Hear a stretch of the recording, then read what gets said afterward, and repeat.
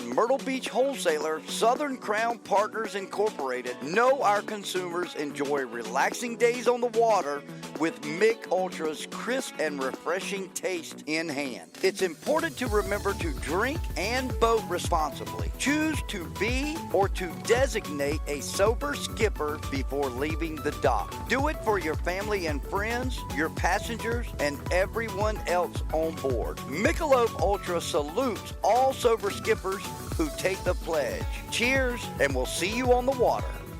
Freeman Boat Works and Trilogy Outdoors are proud to announce the addition of Freeman Boat Works to our family of incredible partners. Billy Freeman and his team at Freeman Boat Works epitomize the American dream. From building the first boat in Billy's backyard to a 150,000 square foot state-of-the-art manufacturing plant over the past 15 years, they are building one of the most sought-after boats in the U.S. and beyond. These incredible fishing platforms are built in South Carolina and are second to none in stability, speed, and performance overall. These catamaran designs are engineered not only to get you to the fish fast, but comfortably too. Years of refining designs and pioneering the modern performance fishing catamaran is why Freeman Boat Works is the #1 choice for some of the biggest names in the fishing industry. If it's long runs in the Gulf or the Carolinas, or days you can go fishing in South Florida when most center consoles stay at the dock, Freeman Boat Works is at the forefront in all categories. For more information on Freeman Boat Works and their 6 available models, visit www.freemanboatworks.com. Redefine your expectations.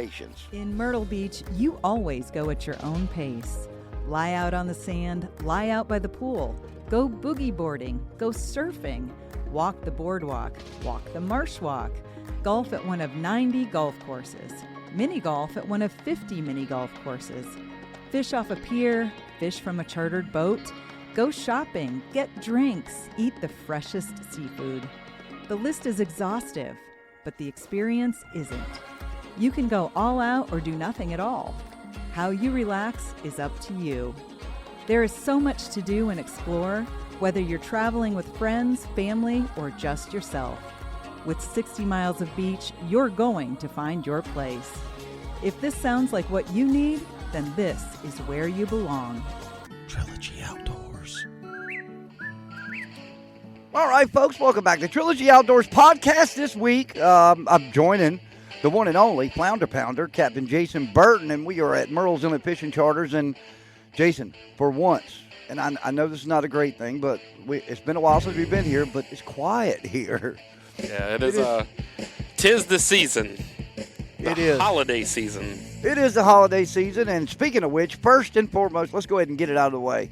You got some deals running right now. Yes, yeah, we got some killer gift card deals. We call it customer appreciation weeks, I guess you could call it. From the beginning of December till Christmas Eve, we sell gift cards are $200 off our regular price. Most of the people who pick them up are people that are always, been going with us for years, but they're open this year to the public, so anybody can buy them. Oh, yeah. Anybody who's wondering, that means it's a super deal. Super deal. Super deal. I mean, so in other words, I come in, I do, if I want to send my family on a half-day charter, say next year, I'm paying what, $350? $350. And wow. Our normal charter for 4, and that's for 4 people. Right. So our normal 4-person rate is $445, $545. Yep. So you're basically getting $200 off, and those don't have any blackout dates. That was my next question. Yep. No blackout dates and no expiration. I just had a guy cash in on one of our gift certificates from 2020 last week, so that was nice. But it's just our way of saying thank you. The people who follow us on social media, the people we take fishing, and all that. It's just like our way of saying, Dude, thanks. You got to get in. You got to get in on the holiday season. I don't care. Yeah. I think so. I mean, everybody out there runs Black Friday deals and all that, and whether they're trying to boost the sales at the local store or whatever, we're just trying to give back, say thank you, and at the same time, you can go ahead and stock up. We've got one of our customers. They go out with us 10, 12 times a year. Well, this is their time to buy. And he'll buy 10 to 12 gift certificates. And you're talking about saving him $2,000 to $3,000 a year just by buying the gift card. So can't beat that. Everybody likes saving money. There's your great Christmas tip right there. You know, we're a couple weeks away from the big guy in the red suit coming to visit. There's a great Christmas tip right there for some shopping. And next couple of weeks we'll share some more great ideas, like visiting our friends down at Marshall's Marine. And I saw Fishzilla's down there. She's getting ready for a little road trip, I hear. Yes, she is. We are getting ready for our annual Keys trip. We got the Key West 239, getting some fresh bottom paint and getting all the maintenance and everything done so that while we're down there, hopefully we have no issues. But you will find her cruising the Keys at the end of this month and chasing all the exotic creatures from African pompano to, anything. We caught snook last year and a bunch of fish. So. Yeah, well, I have Russ the Bus with me over here, and he's jumping from picnic table to picnic table. Hello, Russ. We don't need any ambulance in the middle of the podcast here. Be cool sound effects. It would be cool sound effects, but yeah, none of that. Well, talking to road trips, I just got back from one last week, fishing with Team Trilogy Outdoors, Marshall Marine, in the SKA National Championships in Morehead City, my first trip there. I'm just going to say this much, and I told you off the air beforehand. I think I may have found where I want to retire to. And I know we live in heaven. I'm joking, really, but I'm not joking because, the sheer fact that within, we drove a long way north to go to the grounds where we were fishing. Yes. That was the bulk of our trip once we got on the water. But at that point, it became like quick little 10-mile runs, and you would go to 188 foot of water. You're in the Gulf Stream. And if you go 12 miles, you're back on the beach, and then go back into the sound there, and you're in some of the best inshore fishing around. It's a beautiful place up there. Very humbling experience for us. We did get to see some big fish caught around us. 35 was our biggest. We did have a 35-pounder. But you think about it. How many times in a king tournament in South Carolina you got a 35-pounder in the boat, you're going to the scale. Most and people, you may get there quick. Yeah, most people, the upper 30s, that'll get the job done in some tournaments. Ours stayed in the fish bag and came back and ended up in somebody's belly. But it was awesome experience, and I'd been hearing prior to going that it's not like you think here. We're not fishing structure. We're not worried about a tide line. We're worried about water temp. And that meant the water temp you could find a temperature break in the middle of nowhere. And I'm telling you, desert, Lucas had some incredible GPS numbers in there. We had some great locations. And ultimately, you'd love to find that temperature break on top of that structure. If you do, that would be ideal. You're in heaven. But we didn't. We kept fishing just odd temperature breaks out there in the middle of nowhere.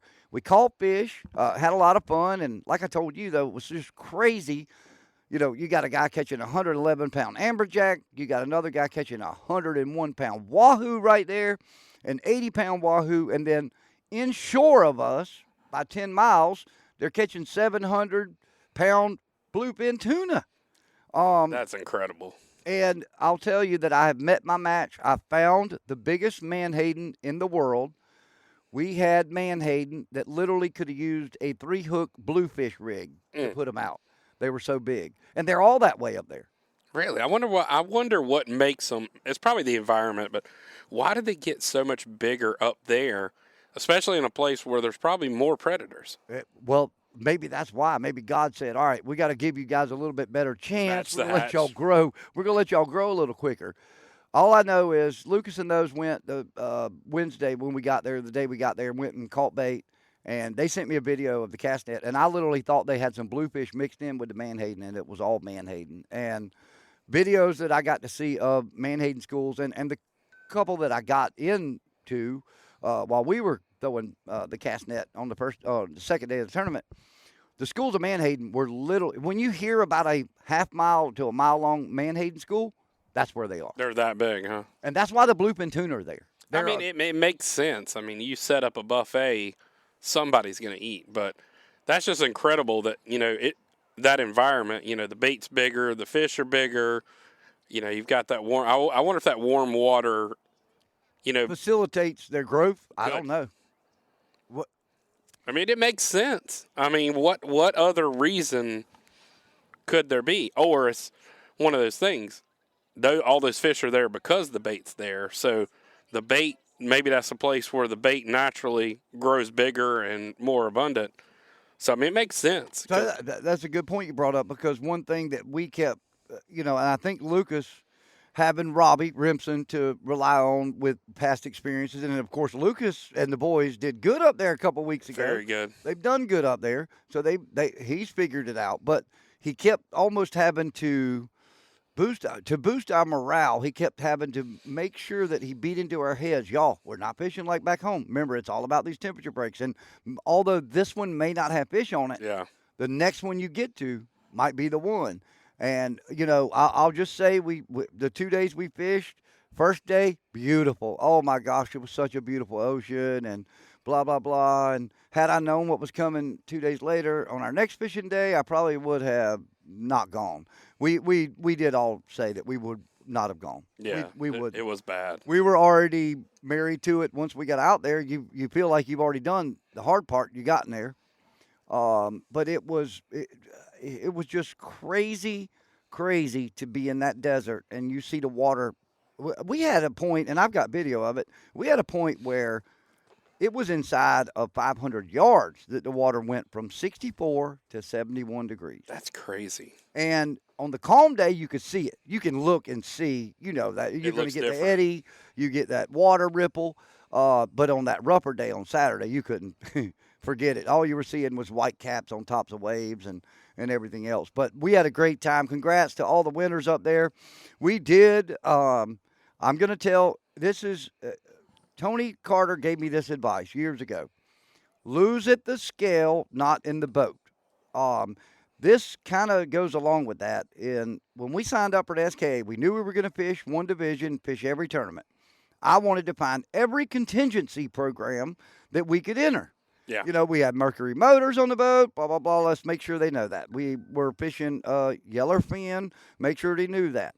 Well, we found this wonderful liquor company called Capt Distillery, and they have billfish tequila and gamefish vodka, which, by the way, gamefish vodka is really good. Sounds tasty. So I signed us up. Well, it turns out Winston signed us up too. We were double signed up before the season started, before our first tournament.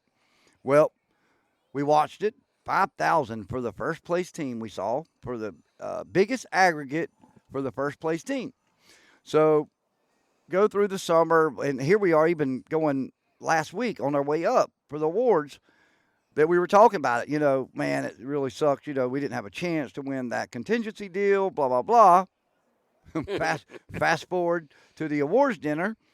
We get there. We get our award for McClure wins Youth Angler of the Year in Division 2.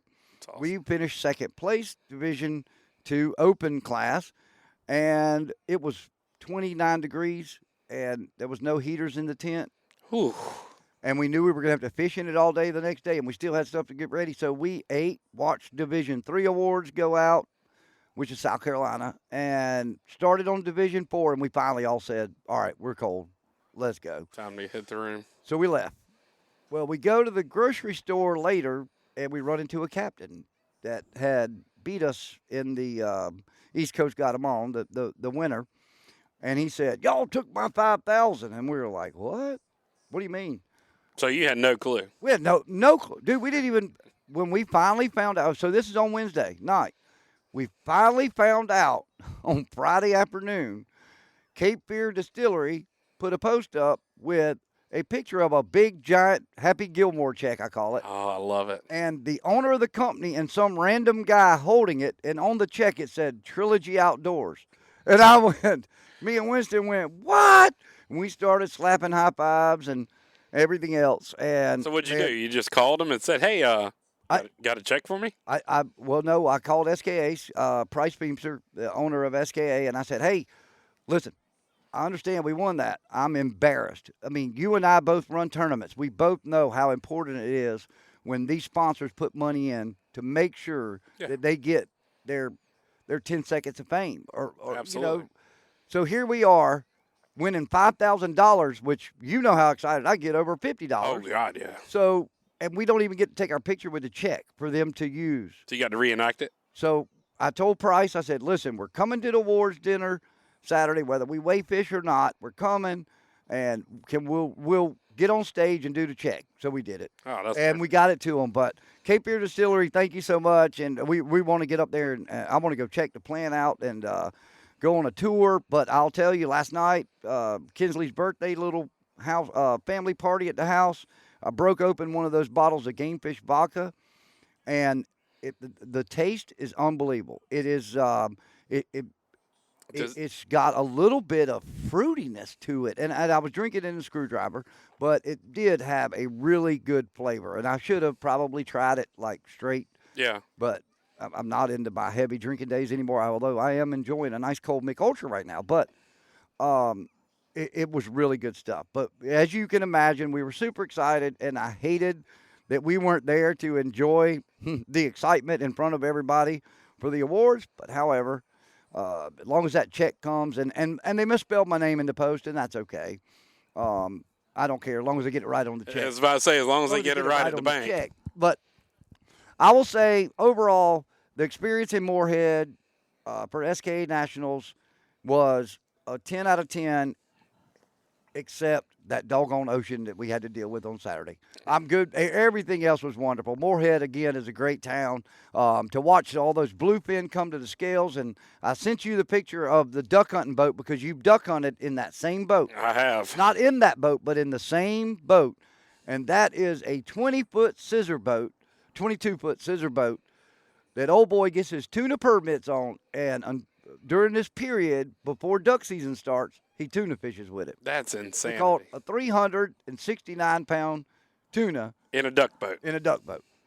Exactly. You talk about getting the best bang for your buck. Yep. I mean, that's using the boat for everything it was ever intended. Man, I want to give a shout out. Captain Austin's Guide Service. If you're on Facebook and you don't see him, he does a great job promoting his business on Facebook, and they always pop up in, paid ads or whatever. Yeah.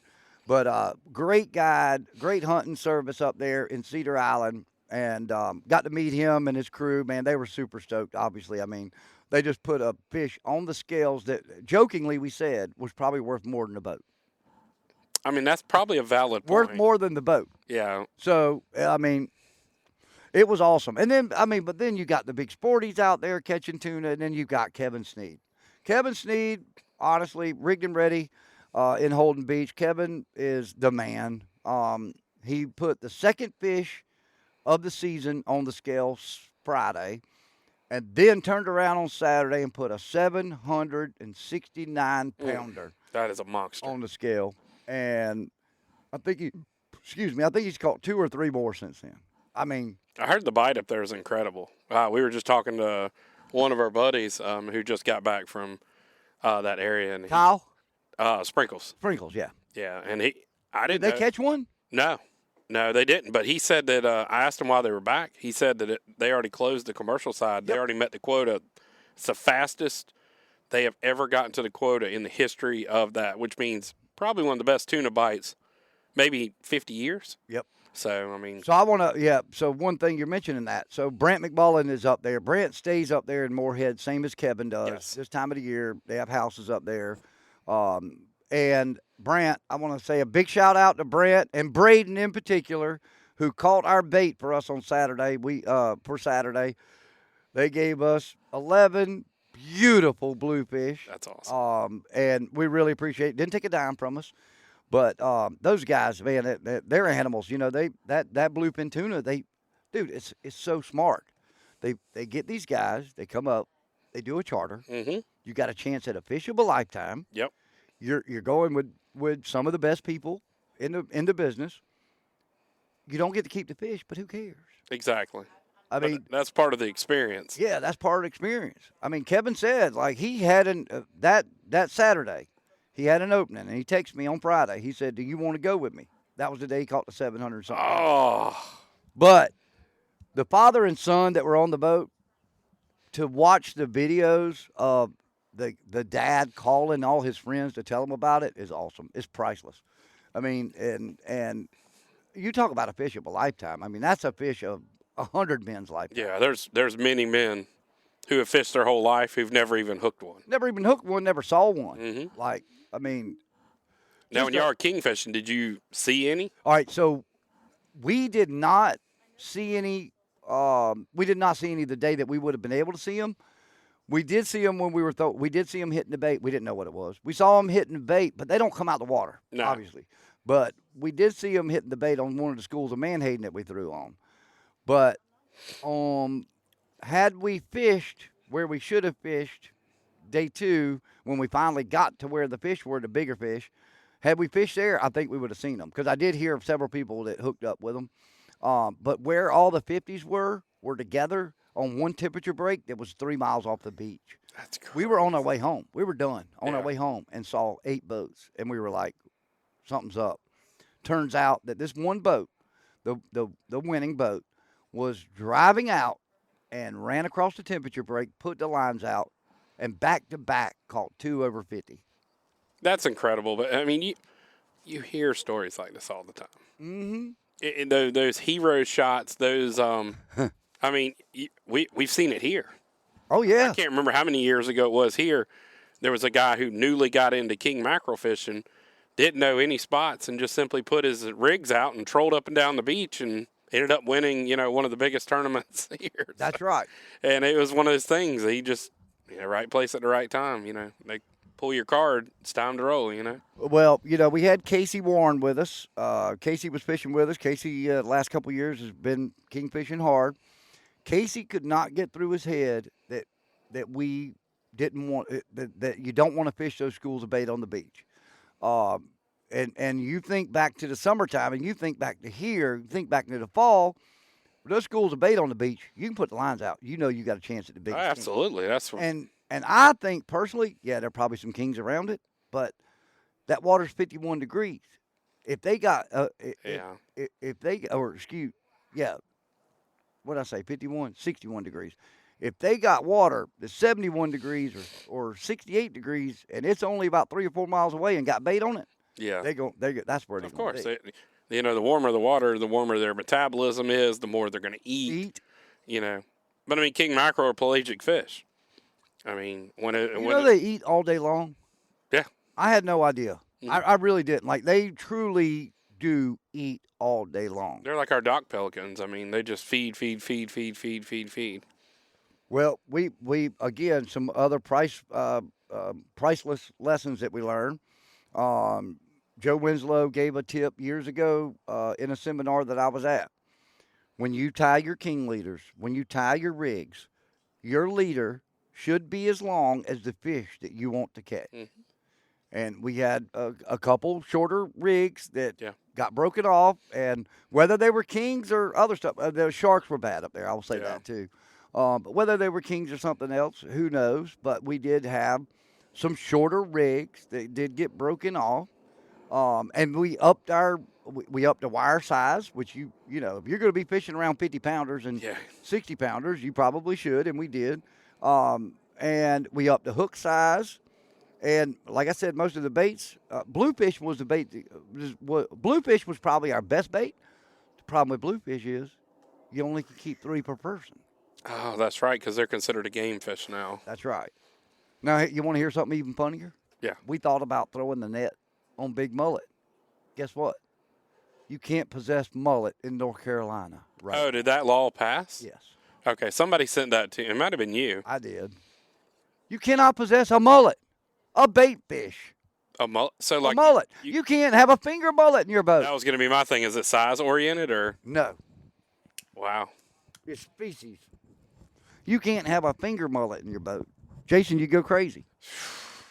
You go crazy. Not getting on that topic, but are they still allowed to gill net mullet up there? Or is that gone too? I think everything. Okay. Recreational. Okay. So that's fair. I mean, if they're banning mullet and those guys are still gill netting them, it seems like it's kind of lopsided. But. Well, you've been up duck hunting with me the last couple of years up yeah. there. You've seen those pound nets out in the sounds. Several people got to see their first pound nets. They'd never seen them before, and they were amazed. They were like, "So, what does it catch?" Everything. Yeah. Everything. They say that certain things can get out of it. I don't know if I believe that. I don't know if I believe that or not. But it was, again, I'll say this much. Morehead City needs to be a bucket list for any fisherman. If you're a true fisherman, you want to go fishing in an incredible place, go to Morehead City. Contact us. We'll get you in touch with the right people. If you want to do charters, certain times of the year. I will say that the month of November is king month up there. If you want to go catch big kings, go in November. I might have to go up there just to get off my hump. Well, speaking of getting off the hump, you ain't getting off the hump. We're going to send you down to go get on the hump. But road trips, once again, you're going to Florida. We already talked about that. Yep. You got another road trip this weekend. Yep, we are headed to Charleston to fish in the Southern Redfish Cup there at the Isle of Palms. Right. So will you fish out of Isle of Palms Marina? Is that where y'all leave out of? Yeah, we'll leave out of Isle of Palms Marina. I think you could leave at, I don't know, it's like 6:15, 6:30. It's not the traditional shotgun start, but you got to all leave together. So the good thing with the ICW, I mean, you can run north, you can run south. I mean, you have no restrictions, so you can go really wherever you want to go, which this time of year we've talked to a lot of our friends. And, when it comes to tournament fishing, networking is the key. Oh, yes. So gotten a lot of good information from kayak guys to guides to former guides to some TV guys, and we think we got a good plan. We're going to go down there the day before the tournament. We're going to fish basically sun up to sundown. We've got a plan, see if it works. If that plan works on Friday, then we're going to stick with that all day Saturday. If that plan does not work on Friday, then we'll probably go back to stuff that we've done in previous tournaments. Now, is this a 2-fish aggregate or a 3-fish? It's a 2-fish aggregate. Okay. Yeah. Yeah, because I know they went, I guess when the limit dropped, Mm-hmm. that they went back to a 2-fish aggregate. Yep, yeah, it's two-fish aggregate, artificial only. So it should be fun. But the reports I'm hearing is they're catching a lot of redfish. So I'm going to go on a long limb and say that there will be quite a few Z-mans tied on. There will be. Yeah, me and Chris Regan, who we're fishing the tournament with, he's taking his boat, and I got the text earlier. He said rod and reels are ready, hubs are greased, road trip is ready.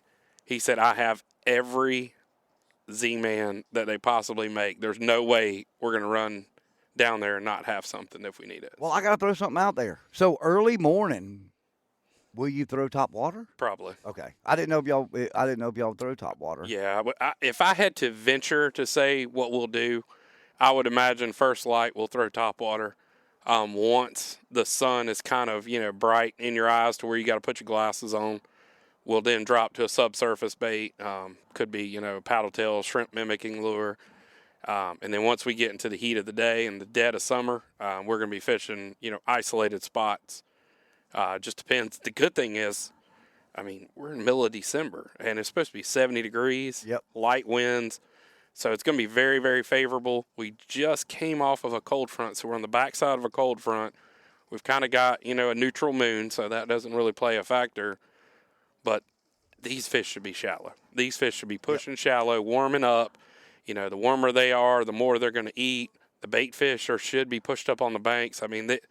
There's a long shot that we might be sight fishing, trying to pick out the ones that we want, and just hope that they're in slow. Well, for those that are listening in that may not know where we're from, we live in Myrtle's Inlet, South Carolina, which is just south of Myrtle Beach, and they're going to be fishing out of Charleston, in the Charleston area. And you found some of those redfish that are already in that pattern here. Yes. Which is going to lead me to believe that they've got to be in that pattern in that big water. They are. That's for porpoises, for the most part, is what absolutely. I'm told. And appetite, food. Yeah, it just all goes back to the metabolism thing. You've got two things. Fish this time of year, they are going to want to find the warmest water. You were talking about temperature breaks out there, off the beach. Yep. Well, temperature breaks inshore exist on the bottom. Pluff mud, shallow pluff mud warms up quicker than sand. Shallow water obviously warms up more than deep water. Yep. So what happens is at night, these fish are kind of moving around, but at first light, these fish typically will move shallow. And they're going to kind of stay shallow, and the bait's going to stay shallow. And as the day kind of progresses, depending on your tides and all that, they're going to pull back a little bit. But in general, you're going to be able to find them in these zones. The question is, can you find the right one? These slot tournaments are a challenge because you can go out there and catch 25-inch redfish till you turn blue in the face, but you got to get the biggest one that's legal. Yep. And that's tough. One of our good buddies, Fred Rourke, was here earlier, and that's what he said. He said, man, I can catch fish anytime I want. I like to think that I'm pretty good at it. He said, but you asked me to find that specific size, of fish. Right size. And we've had conversations, and I mean, not to get in the growth cycle of a redfish, but let's talk about it. I want to hear you. Sure, yeah. Your first year redfish is typically going to be a juvenile up until about that 12 to 13 inch range. The second year redfish is typically going to be in slot. The third year you might have high end slot, but then it's over. So we've always talked about generational fish here in Merle's Inlet. We had it earlier this year. What do you think right now? We got a lot of 2-year fish, don't we? Yeah. We have found the 2-year fish. Yeah. Years past, whether we had a cold winter, whether we had, this is the first winter that we haven't had a major hurricane just flood out all the rivers leading up to the winter. Right. So we're getting back into a normal pattern. But you'll see some years based on, hurricane, freshwater, and all. It's almost like we miss a year. If you're going out there and you're catching 14-inch reds or 26, there's a year missing. Yep. So that second year fish here in Merle's Inlet, we were missing that for a while, and now they're back. And when I mean they're back on a level that we haven't seen in 10 years. Yeah. And it's the same thing.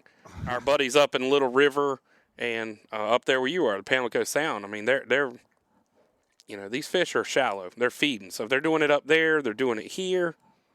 We really, really hope they do it in Charleston. Yeah, well, you mentioned you were smart. You flew a drone up. You guys flew drones. We you are. flew over these areas, Mm-hmm.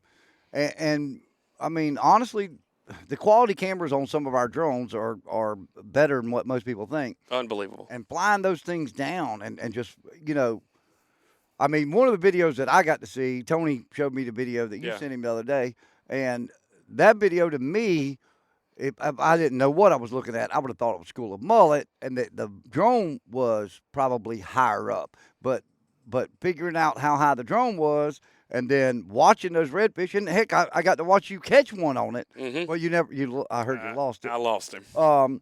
But man, I mean, those fish, there's numbers, and I told you the places that I've been down there where you're heading out of Isle of Palms, the schools of redfish are 200 to 400 fish. Incredible. And it looks like oyster beds that are moving. And, to find that one that's got those 21 to 22 and a half inch, fish, that's a lot of work. That's a challenge. And I mean, not to mention, we're not from Charleston. Nope. We're going against guys we're going in their backyard. We're going in their stadium. If some of those guys come up here and fish some of our local tournaments up here, I think we have an advantage. But we're going down there with what we've learned here. We've got about 5 or 6 baits picked out that we have proven are working in that environment. Yep. And we're just going to take what we know here and see if it applies somewhere else. We did go down a couple Well, y'all weeks been ago. fishing down there. We did. We went down on a scouting trip just for this tournament, and typical Mother Nature said we're going to be beautiful today, and we got down there, and if you wore a hat, your hat was gone. I mean, the wind was howling, so we ended up scratching it short. Made another attempt to go down there to pre-fish, and scheduling just didn't work. So we said, okay, we'll figure it out. But I hope we don't figure it out on Friday. I know how this goes. I'm not going to say a word because you mentioned to me that you were going pre-fishing.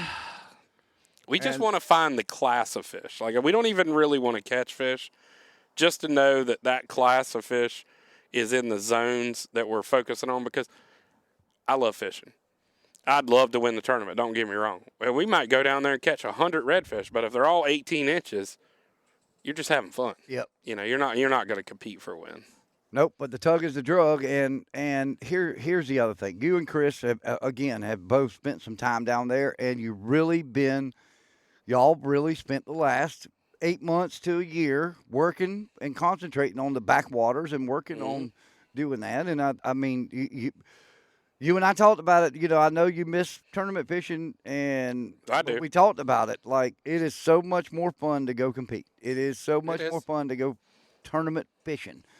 But there's a difference in putting gas in your boat, grabbing some cold drinks and some snacks and a couple baits and then going, or versus sitting down and studying and paying attention to different things and coming up with a game plan so that when you do get in the boat and you do get on the water, you know, that luck, opportunity, and preparation, the potential for that to happen is far greater. And it does take work, and people don't understand. Like I mean, people that are blessed to go fishing in tournaments, and I know some king mackerel fishermen that fish just for a tournament, and they go off of, 25 years of fishing or 30 years of fishing, and, they're going to be at the tide line at this time, the full moon, so they might be closer to the beach, or they may be offshore a little bit on a reef.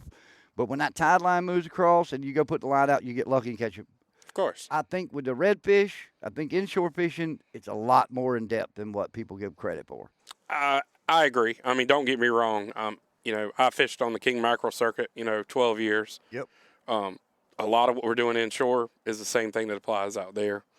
But it all goes back to just understanding that everybody's fishing now is armed with technology. They got the best systems on their boat. They got YouTube at home. They've got all the tools. Back in the day, I feel like you had some elite fishermen, and then you had a bunch of weekend warriors who were just hoping to get lucky.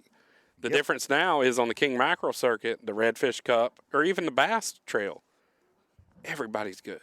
Yep. Everybody's really, really good. The difference between the last place guy and the first place guy is not that much. And it's just, if you're not on your game, you will quickly, just realize it. And it just takes that little bit of preparation. I mean, we talked about it. I fished a lot of tournaments with both Chris's, Osmond and Regan. And it's one of those things, like, we talk about it. We've been talking all day. We're going to go down there. We're going to pre-fish and all that. But when we fire that motor up on tournament day, there's no more should we do this. It's about executing. It's about executing what you got planned. Executing. And for us, I mean, when you're talking about a redfish tournament, my cast ratio is just as important as anything. Because I feel like if me and you go fun fishing and I throw 500 cast and you throw 400, I should win. Yep. And you're right. You're right. And the other thing is that all that preparation you've done, all that studying and researching, the thing is you've got to stick to it. You already know you've got to believe in it, and you got to stick to it. It may not work this weekend. You know what? It may not work this weekend. On a law of averages, the more you study, the better game plan you come up with, the more consistent it's going to become as it goes on. And I think the number one thing in competition is making that plan and sticking to it. And although maybe you end up deciding to take a run because y'all feel confident on some other fish, and you cut your fishing day down from 8 hours to 4 hours. Yeah. But you're confident. Oh, yeah. So you're already going to help yourself in the fact that 4 hours fishing confident is probably going to be more productive than sitting 8 hours and fishing somewhere hoping. That's what I tell people. I do a lot of seminars and stuff, and I tell people that, like, you can see confidence. You can feel confidence. They can feel it through your line. Everybody can. Fish can feel it. But, I mean, you understand. I mean, I have 2 or 3 lures that are my favorite. I love to throw them. I love to fish them. I will put 100% effort into those. One of your buddies says, "Oh, man, you got to try this." You may see pictures, they're catching 200 fish, and I grab it, and I fish with it for 20 minutes, and I don't immediately get results. It's a double negative. Not only do I write it off, but I never come back and try it. Nope. Because I don't have confidence in it. But if I fished every bait with confidence, you would immediately get the real results. Yep. But the good thing about fishing in general is, these fish are going to answer the question. When you let the fish tell you that's all what you need. They want. Yeah, exactly. I throw out a couple dinner plates out there and see who wants to eat, and you can make adjustments. But like you said, I just think you come up with a game plan and you stick to it, and you focus on execution, and you believe no matter what that is going to work. And like you said, lose at the scales. Yep. When you go to the scales and you don't place, and you say, well, we gave it our all. We did the best we could. It just wasn't our day. versus you don't want to go to the scales and say, oh, we should have went here. Oh, we should have fished this way. I wish we would have done that. Hindsight is always 20/20. Oh, yeah. Everybody's a coach from the couch. And we're human beings. We're always going to look back at what we should have done and what we could have done different. And I'll tell you, I dealt with it. I know Lucas on Sunday on that ride home. I know in his mind, because I know how competitive he is. He was thinking about anything that we did different, that we could have done different, or that we could have done different or should have done. Versus what we really should have been thinking about, what we did right. And we did a lot of things right. We were, on Saturday, the one temperature break that we got on was within a half mile of one of the biggest live bottoms up there. And we were on the right temperature break. The problem was the current was 3.8 miles an hour. Oof. The ocean was 6-footers with an 8 and 9-footer mixed in. We could not stay there. We couldn't fish. We had to keep running back. And what was happening is that temperature break's moving. As that temperature break's moving, it was getting away. So we weren't able to fish, we weren't able to fish productively on that temperature break. And so that was when we started kind of moving around to try and find other stuff. But tournament fishing, everybody's, like you said, everybody can get lucky every now and then. But to build a consistent resume where, I don't know, I would have traded this year. I would love to have won a king mackerel tournament.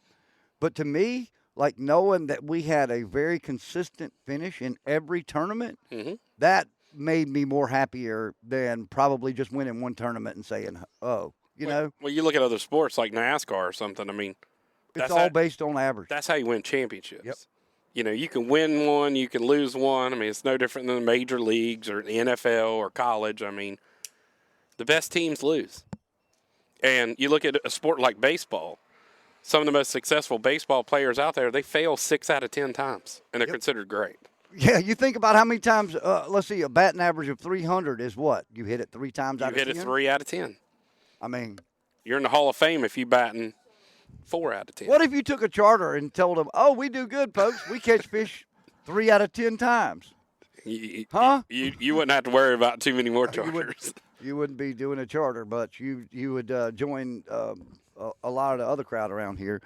But, man, I tell you, I know going down there, I know you're going to be anxious. I know you're going to get excited. I know you're super pumped about the competitive side of it. But I know one thing I would, if I was the two of y'all, and y'all have really put a lot of time in the last year, I would trust whatever you come up with and go with it. And that would be my advice and trust them Z-Mans, dude. What bait right now? Let's give a Z-Man shout out here. What is probably the best productive bait right now for reds inshore? You got 2 styles. You got power fishing. Power fishing is going to be your paddle tails. Yep. You got 3 options. You got a 3, 4, or 5. Once we visually can see, if these fish are in shallow water, it's all going to be all about watching what happens. If we get up in the shallow water and there's shrimp jumping everywhere, we might throw something like an easy shrimp. We're trying to match the hatch.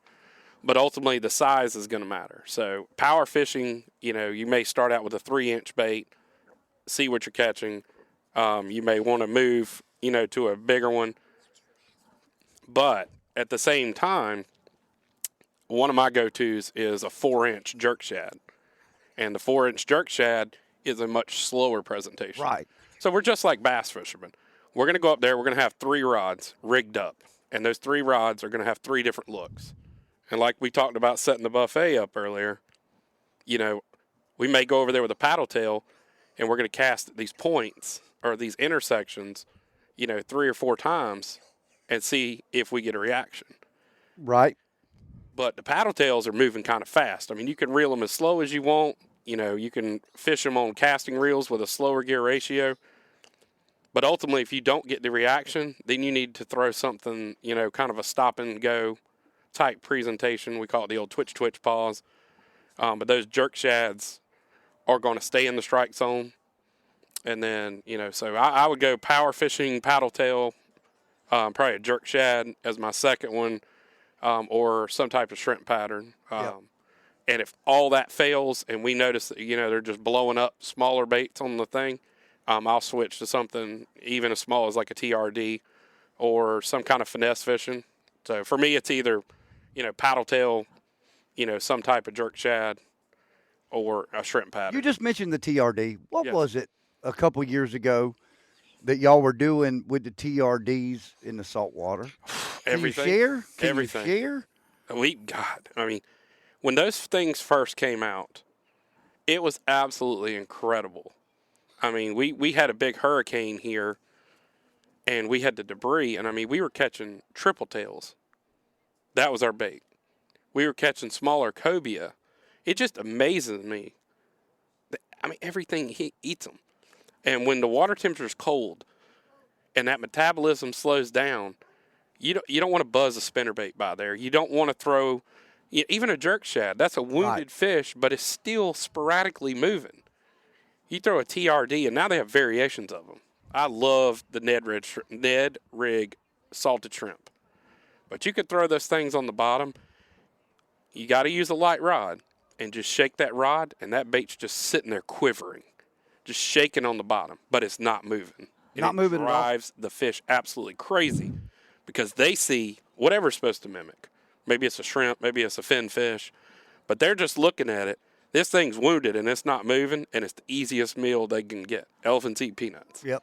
So if somebody's getting out there this time of the year and wants to really get into artificial and figure out artificial, what do you think would be the easiest thing for somebody to get out there and try? Throwing a paddle tail, work the bank speed fish, or if you locate fish and know them, throwing something different to sit on the bottom and just try and it just test them depends that on way? what level of fisherman you are. If you're just getting into fishing and you're just wanting to start, a popping cork with anything. I don't care if it's a 3-inch paddle tail. I don't care if it's easy shrimp. Going outside of Z-Man, you got voodoo shrimp, DOAs. What that popping cork is going to do is going to keep your bait in the proper depth of where those fish are. Now, figuring the depth out, you got to figure that out. Right. But if you're fishing on the bank and there's 3 foot of water, set your cork at 2 feet. And when you pop that cork, all the motion and everything is created by the cork and it's dummy proof. All you do is throw it out there, pop. Throw it out there, pop. Throw it out there, pop. Here's the other thing I was going to say. If you got live scope, use a live scope. You can find them. Yep. I can't wait, dude. I can't wait to get it on the new boat. By the way, we were talking about that. I dropped the old boat off, got it all cleaned up, detailed up, ready to go. The 230 Bay Reef from Key West, but I found 2 Hellraisers that I forgot I had. Oh, yes. I wonder how good those would be for trout right now. I bet they hit them. I'm I thinking. promise you they'll hit them. I'm thinking. You may tell you why they'll hit them. One of the little spots. We got a local trout tournament coming up, Speckled Studs. Yep. 2 years in a row. I'm not going to give it all away, but we actually physically watched trout eat baby needlefish. Yep. And it was the coolest thing ever. Yep. Coolest thing ever. It was the coolest thing ever. But we were visually seeing it, and me and my partner were watching it, and it was like, like when you reel your bait in, the needlefish will follow it, and then they turn away. We were looking at each other like, did they just eat that? And I'm like, I don't think they ate that. I just think, maybe the needlefish was jumping because the trout was coming through. And we watched it. Dude, these things were blowing up the needlefish because we were joking. We said, well, let's go get some miniature ballyhoo and put them on these corks and see what happens. But these wasn't little fish. But well, I think that bait looks so good coming across the water. I like it. And I had it in the boat for Spanish. I did. I was just trying it for Spanish. I bet you king mackerel would annihilate that fish. I would think they would too, especially I don't know if they have a bigger one. It's a pretty substantial size. That's a pretty good size. But yeah, put a little wire leader on that thing. I remember back in the day, Yozuri makes it, I believe, the crystal minnows. The crystal minnows. Oh my God, we didn't pull ballyhoo. Nope. We didn't go catch live bait. Y'all were trolling. We just trolled those things. And granted, fishing was probably a lot better back then, but we just troll them around. You'd set one way back, one close to the boat, and you'd catch Spanish and bonitas, and you'd get king mackerel on them. So. Well, I tell you what, we got the holidays coming up, and we've mentioned already the discounts on the gift cards there. But, hey, you want to come down and do a charter, let's talk about that. There's a lot of great fishing from now through the new year. Yeah. I mean, right now is the best time of the year. A lot of people. Don't tell everybody that. No, I'm kidding. Let's tell everybody that. It's a fine line because, I grew up here. Well, you got to get good, decent weather too. Yeah, I mean, that's unfortunately a lot of people don't understand that. Like, I mean, you need some good weather. If you get a cold front that comes in with some rain, things may slow down a little bit. But on the backside of that, and sometimes even in that, I just feel like trout sometimes will, when it's so crappy that you don't want to go fishing, that's when you need to go. You know why, right? That swim bladder they got. The pressure's low. Yeah, that swim bladder. The trout has one of the biggest swim bladders of any fish Absolutely. that swims. Thank you for saying that. The barometer affects these fish on a level that doesn't affect every other fish. Now, the barometer is going to affect most of your fish. I mean, if you got super high barometer, you're going to struggle. If you get a low barometer, there's opportunities. But, this time of year with these fronts, like you said, I mean, it's every other day. But, I grew up here, and for the longest time after Thanksgiving, people just put their boats up. They put it away. They put it away. And they just said, okay, we'll see you in the springtime. And I'm telling you right now, I think my favorite time of the year to fish is November the 1st to probably February 1st. Yep. And, I mean, these fish are cold. They're conjugated. You have an opportunity, if you get on a bite, to catch numbers of fish this time of year that you never will catch. You know when the big trout are going to start biting, and they're going to be in 3 foot of water, and they're going to be where people don't imagine them, and it's when nobody wants to go fishing. Yeah, but that's the thing. I mean, I will say this, Texas has the best, trout fishing in the world. Right. We know that. I mean, they have more 10-pounders, and there's more records. The Release Over 20 program has proved all that. But keep going. Russ, get my phone back from the water. Do not put it over the water. Sorry, y'all. He was taking pictures. Yeah, my son, he's sitting there FaceTiming with my wife and holding my phone over the water. No, thank you. Sorry. You're good. No, but you're right. We have. I think. Say it. Go ahead. I think I challenge somebody to challenge me. There's other places where you catch more trout. Yep. Louisiana, you catch more trout. We catch more bigger trout than anybody on the East Coast, period. Exactly. I think so. I think so, too. I agree. We can't compete with Texas. There are certain areas we can't compete with, but when you look at coastal North Carolina, they catch good ones. We catch good ones. You go down to Florida, they catch a lot of trout, but a 20-inch trout down there is a trophy. Yep. Here, I mean, we're all chasing the dirty 30. Yep. You know, and you can get, I mean, it's not that uncommon to catch 26, 27, 28, 29-inch trout. And, I mean, the opportunity dead of winter is right now. You're not going to catch a 30-inch trout in the middle of summer. It's just not going to happen. No, it's not going to happen. But you're right, the next couple months. And I love Christmas season, and that's why the new 250 will be ready next week, and it'll be ready just in time for the Speckled Studs tournament. I can't wait to get out there and give it a run. But I do know that what can be caught starting now. And I've seen y'all been catching some big ones. Mm-hmm. And kudos to those that have been releasing those big ones. For real, that's awesome. That needs to be mandatory. It really is important. And we're going to be fishing next weekend, live release. Yeah. You know, any of those big fish that are caught, they're going back. Yeah. Okay, so there may be some mortality that comes out of handling them and blah, blah, blah. Overall, in general, we're far higher percentage survive than don't. And you know why we're catching bigger trout than we have in years past. Know why?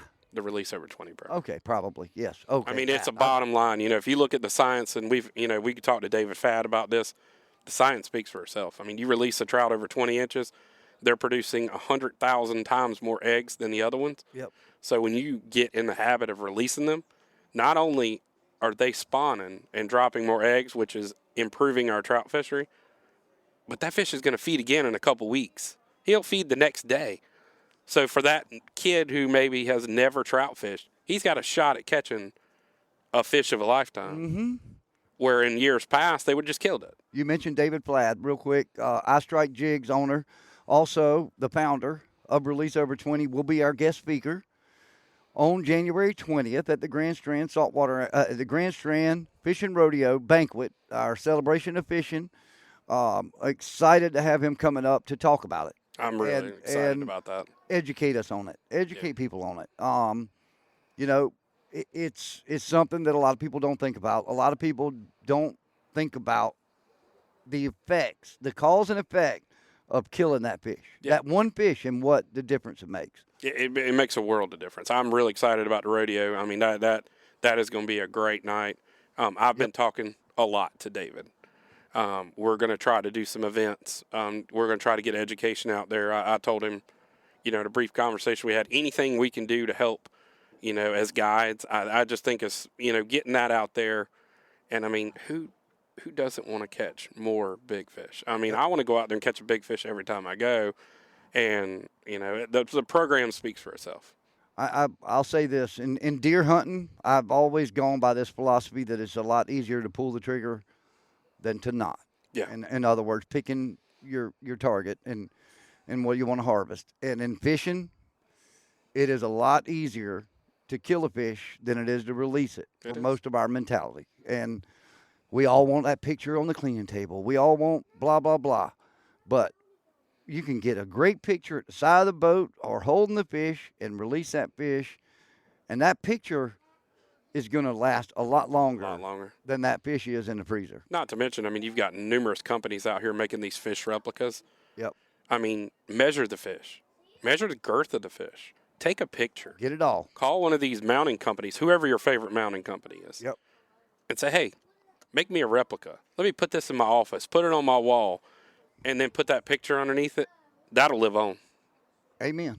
And so will the fish. Well, I'll tell you what, Grand Strand Fishing Rodeo, I want to thank you for all your help with it. You're one of the reasons, just like Stephen is, Goldfinch, one of the reasons why we really found it important to try and restart this thing. Your story, your history with it, we've talked about it in past podcasts, but you know, we were in a learning phase this year. We're reinventing something that hadn't happened since 2007. A lot of things have changed.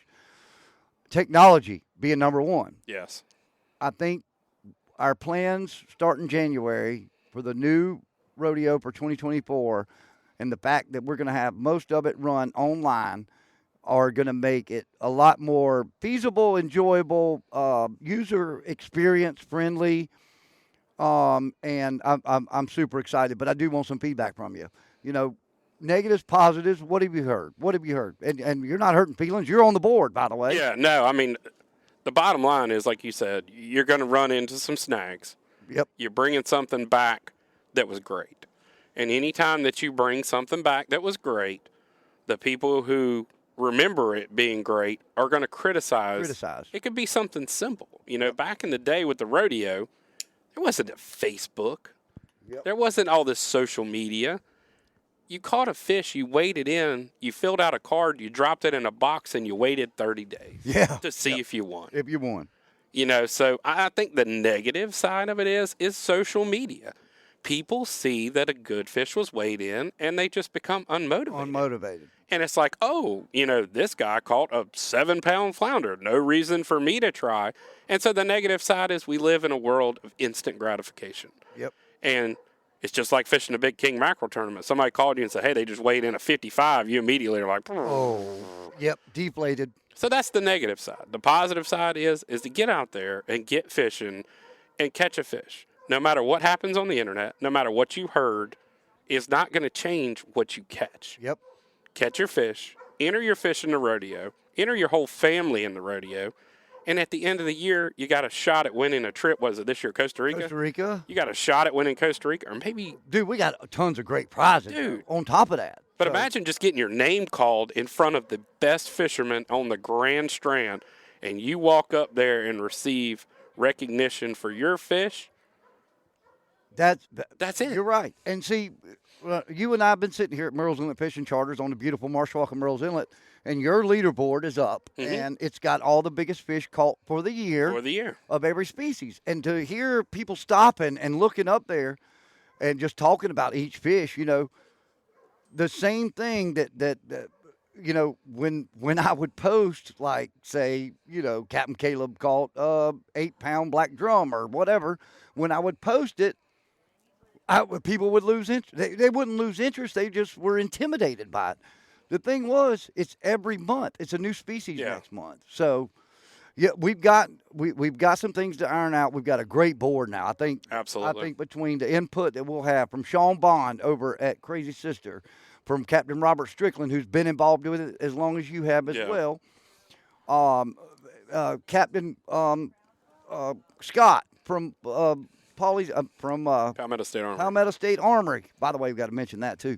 Captain Scott Lambert, who's going to be on the board. And hopefully we're going to get Captain Chris Osman on the board. But we'll have a great input, and I'm looking forward to it. I think next year is going to be better. We got a 3-year program. We got 2 to go. We've got to up our entries. We've got to up our entries from out of state. That's what we've got to do. And I'll take myself and I accept that challenge because I think we were lacking our point of what do you call it? The point of sale, our visual things at locations for people to notify them about it. We're going to have that covered. We're going to get all that covered. We're going to have everything where it's user friendly and people can get the information quick and get signed up. And it's one-time entry. Once you're in, you're good. Yeah. You weighed in 2 different people that fished one day. Yeah. One species. One of them was the biggest of the year, and that was my flounder, my nephew, my niece's boyfriend's flounder. But Matt came into town to film a TV show with us. We got him to sign up. Went out. He caught the Spanish in 1 month, and he's coming back. But that's the thing. I mean, it all goes back to fishing. I mean, my thing is sign up for the rodeo at the first of the year. Yep. It's not like it's not expensive. I mean, it's not. And all the money is going for great causes. Right back into it. Right back into it. You know, that's where the recognition comes. That's where the banquets come. That's where, you know, all this stuff comes. So just sign up and go fishing. Yep. Because it's corny. People say it all the time, but you need one bait. You need one cast to catch the biggest fish of your life. And if you happen to catch the biggest fish of your life, wouldn't it be cool if you got acknowledged, you know? So it's not about competing or trying to beat somebody or, we're going to strategically catch this fish. You go fishing, and when you catch that fish, you're already in the rodeo. So therefore, you have, I mean, it's no different than, you know, a scratch-off ticket or something else. If it's your day and it's your lucky day, you win. A really interesting fact, 12 of the species throughout the year were won by youth anglers. Yeah. And you were one of my youth angler sponsors along with Perry's Bait and Tackle. And every single youth that signed up and weighed fish this year is going to win something. Absolutely. They should. I promise you. They are. They're going to win something. And that's what we want it to be family friendly, oriented. Yes, we want it to be serious. We do. Yeah, here's my thing. Like, I'm really excited about, and this is when we sit down for our first board meeting next week. The one thing is, and you know and I know that these Myrtle Beach, Best of the Beach and things that you've got plaques, you've got hanging out the back of the door, those are great. They are. But how about if Fishzilla next year was the Grand Strand Rodeo Charter Champion because you won redfish for the year, you won flounder for the year, you won trout for the year. Jason finished 4th in the biggest king mackerel of the year. Jason finished 5th in the biggest sheep's head of the year. All those points added up, and Fishzilla is the true. We're not talking voted on by online. We're talking about performance. Jason Burton's Fishzilla is. I like the way that sounds. Grand Strand Fishing Rodeo Charter of the Year. Do you have a crystal ball over there? Do you see the future? I like what you're seeing. I'm looking it up right now. No, that's awesome. Like you said, I mean, we've got the awards here. We've won awards year after year. You know, those are just simply people voting. Yeah. We take people out. They have a good time. And they vote. We ask for their vote. You know, that's just justification that we're doing our job. Yep. You know, we're doing a good job. We're not, selling people short. We're not, not giving people experience.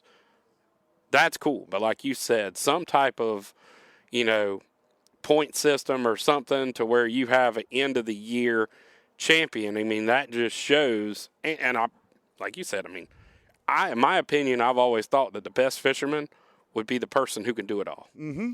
Because you got guys that are the best offshore fishermen ever. You've got guys that are the best inshore fishermen ever. But give me a middle of the class guy that can do it all. Yep. What is the old saying? You want to be good at a lot, but not great at one. At one. So, and I'll tell you, think about this.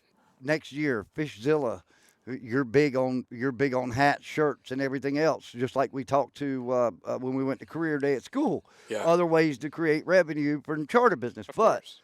how about your Fishzilla shirts in 2025 say 2024 Charter of the Year Grand Strand Fishing Rodeo? Charter boat of the year. Sounds something. great. Then you put it on there. I know you're loving it. I'm building you up. I was about to say.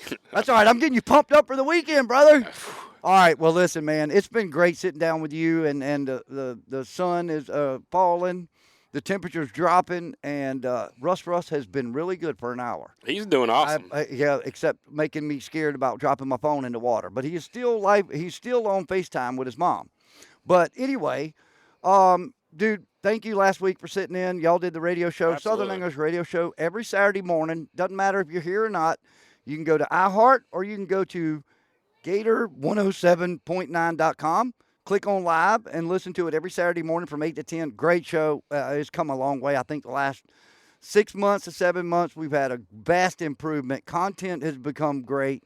Having you, Fred, Captain Chris, Captain Matt, having y'all added on, and the chef doing his cameos. I love the chef. I love listening to. He's one of those people. He's like Fred. Fred told me today. He says, "Stop referring to me as the expert. You are who you are."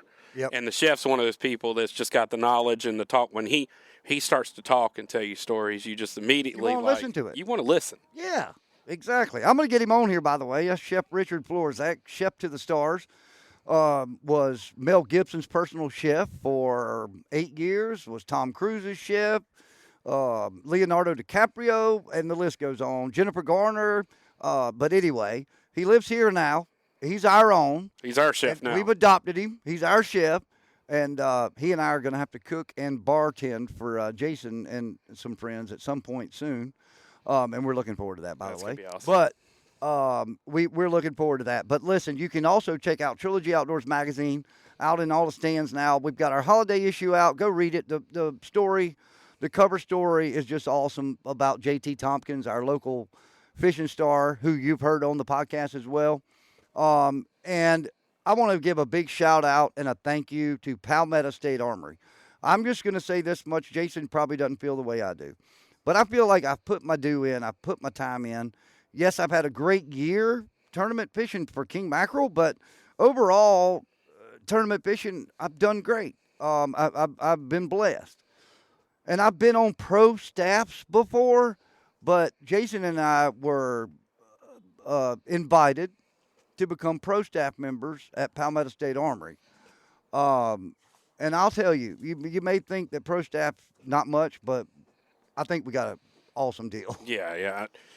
With pro staff, they need to come up with a different word. Thank you, because pro staff can be something that you just sign up. It's almost like an email discount for some people. Yep.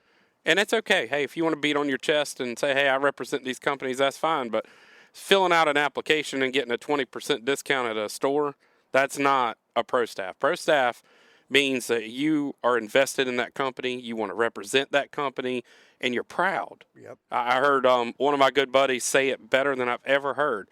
He said, am I biased to the people that, I represent? Yes, but I believe in these people and I invest in these people, and these are the people that I would recommend based on my experience. Yep. Amen. And why wouldn't we be? Why wouldn't we be? They believe in us.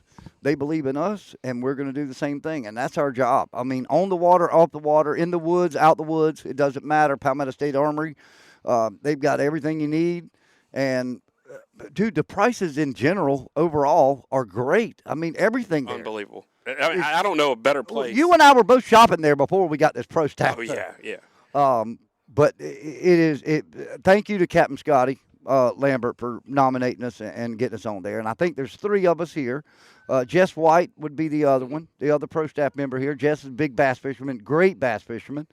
So it's awesome, and I'm super stoked to be representing Palmetto State Armory, as I know you are as well. I'm very, very blessed. Well, listen, y'all, we're going to get out of here, and it's been a great time. Jason, once again, thank you, and best of luck. Come on, dude, go make me proud We're now. gonna try. we'll be doing the radio show Saturday morning, Southern English Radio Show, and Jason will be catching 22 and 3/4-inch redfish that are fat, hopefully. So, best of luck to y'all. Hey, if you want to book a trip with Merle's and the Fishing Charters, find out about those gift cards, how to get in touch with them. Easiest way is give us a call, 843-798-9100, or you can go online at MIFCFishingCharters.com. All right, folks. Well, hey, look, we've been talking fins, fur, and feathers. You're going to catch it every week right here on Trilogy Outdoors Podcast.